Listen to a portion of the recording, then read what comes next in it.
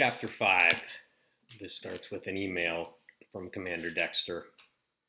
March 11, 2091. To U.S. Territorial Command. Message. Situation report. More than one-third of our storage batteries have failed and cannot hold a charge. This could have significant consequences in the event of a power emergency. Please advise. Sal Dexter, Commander, Expeditionary and Settlement Team, U.S. Territory, Mars. Chapter 5. The rules. My hand shook as I tugged on my bulky environmental suit. I could barely pull up the zipper. I was too anxious. Because I couldn't believe we were actually going to do this. Sure, we'd done some dumb things in the past. Well, mostly Vera had. But never anything this bad. This was going against every single rule we'd ever learned. No one else seemed scared, though. Flossie and Vera and Trey looked excited as they stepped into their suits. When they rushed through the airlock to the garage, I hung back. Did I really want to do this? Aside from getting in trouble with the grown-ups, this was dangerous. Those digireels with aliens always ended badly, usually with somebody getting eaten. What if the alien had tentacles? I didn't want to be around one of those guys. Trey stuck his head through the door. Aren't you coming? He asked. I swallowed hard. Yeah, I'm just getting zipped up, I said, and followed him to the garage, where Flossie and Vera were arguing next to the Enterprise. The Enterprise was the smaller of our two rovers. The bigger rover was called the Yellow Submarine and was actually painted yellow. Sometimes I didn't get the odd names that grown-ups give things. I have more hours in the rover than you do, Flossie said. Well, it was my idea in the first place, Vera insisted, and pushed past Flossie to get into the driver's seat. So I'm driving. I should have known it was Vera's idea. Trey and I got into the back seats and strapped on our 4-point safety harnesses. Then the garage door slid open and we were moving. Everyone was quiet as we drove through the settlement, passing the small, sad graveyard where Lissa and the cats were buried. It was like we were all holding our breath, just waiting to get caught. But nothing happened. No one stopped us. When we passed the flag that marked the edge of our territory, Vera hooted. Woo! Here we go, she shouted as she steered over the bumpy Mars terrain. But all I could think of was how many rules we were breaking. Correction, how many rules we had already broken. So far, they were, rovers are off limits for children. Do not go beyond the flag. Are we going the right way, Belle? Flossie asked me. I tried to remember the way the ship had raced across the sky to the west. This seemed right. Yes. It wasn't too long before we saw a blue and white flag. That's Finland, Trey said. It was the closest settlement to ours, and I had never seen the inside of it. I'm pretty sure we're going to pass right by the French settlement, Vera said. I watched a French digireel. All the girls look so stylish. They wear these scarves around their necks, Flossie said. Trey looked at me, and even through his helmet, I could see him rolling his eyes. I stared at the landscape. I never got tired of looking at it. There were gently sloping sand dunes and deep canyons. There were mountains and craters and towering hills with jagged outcrops. And right now we were driving across a plain studded with rocks. The sky was yellowish brown, a color Ileana called butterscotch after an earth candy. As the rover bounced along, my stomach churned. I had a bad taste in my mouth and felt queasy. Ah, dust it. I was rover sick. Are we almost there? I asked. That's what kids always say in the Earth digireels, Belle, Flossie said, amused.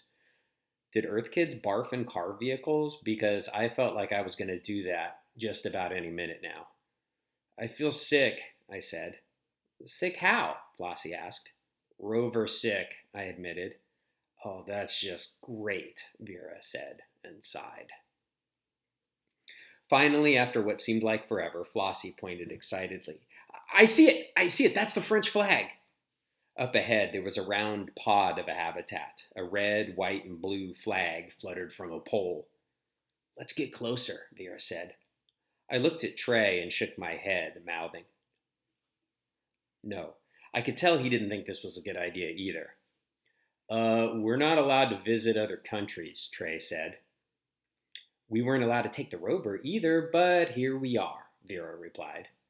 Vera pulled the rover alongside the habitat so that we could look in the hexagon-shaped windows. But there were no lights on. "Where is everyone?" Vera asked. "Probably underground," Trey said. "Well, that's too bad. I really wanted to see a French person," Vera said. We had never seen anyone from the foreign territories in real life. "Well, I really wanted to see the scarves," Flossie said, disappointed. I took a deep breath, staring out my window. Now that we weren't moving, I was starting to feel a little better. That is, until I saw the person in the environmental suit walking toward us. They were carrying something long and metal with a curved end, which looked like a weapon. I said. My mouth couldn't seem to work right. "Do you think they look like us?" Trey asked. "Of course they do," Vera said. "Well, how do you know?" Trey asked. "I've seen digipics." "Except they wear cute scarves," Flossie said. Another person in an Enviro suit joined the first one and had a long metal thing too.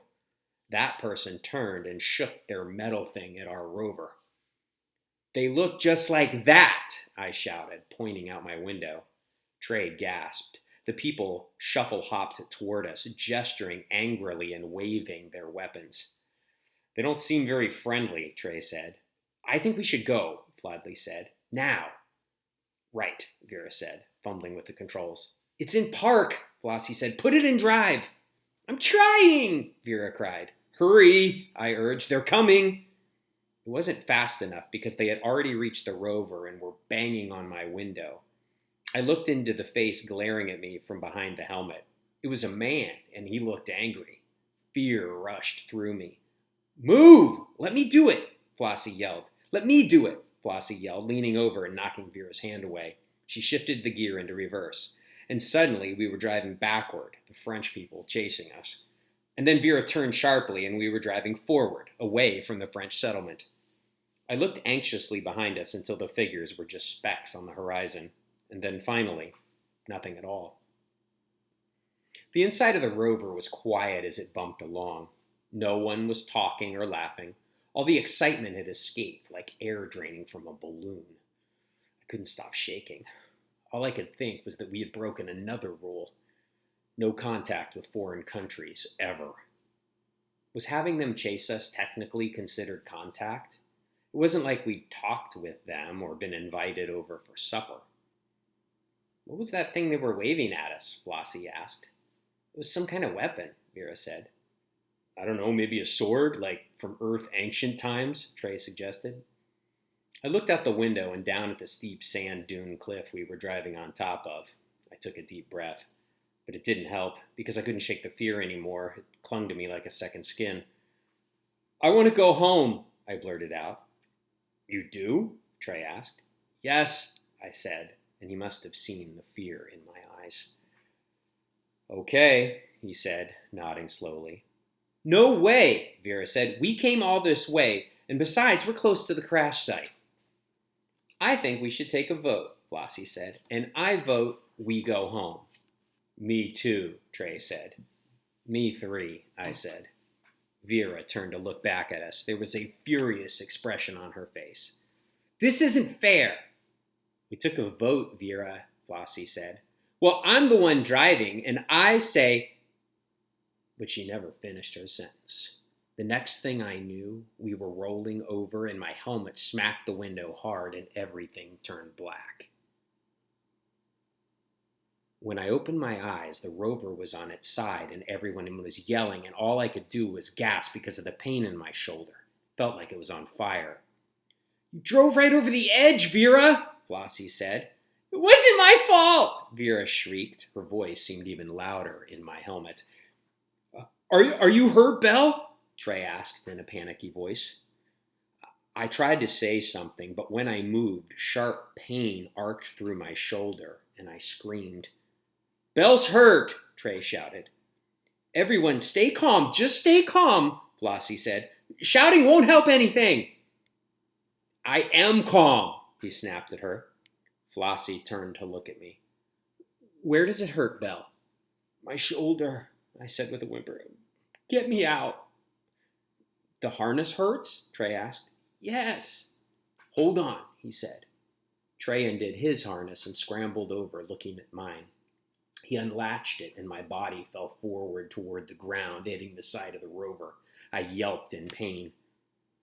"Are you okay, Belle?" Vera asked.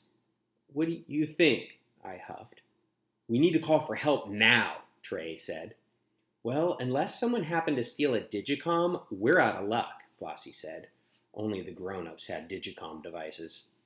We all looked at Vera. She was the sneakiest one of us.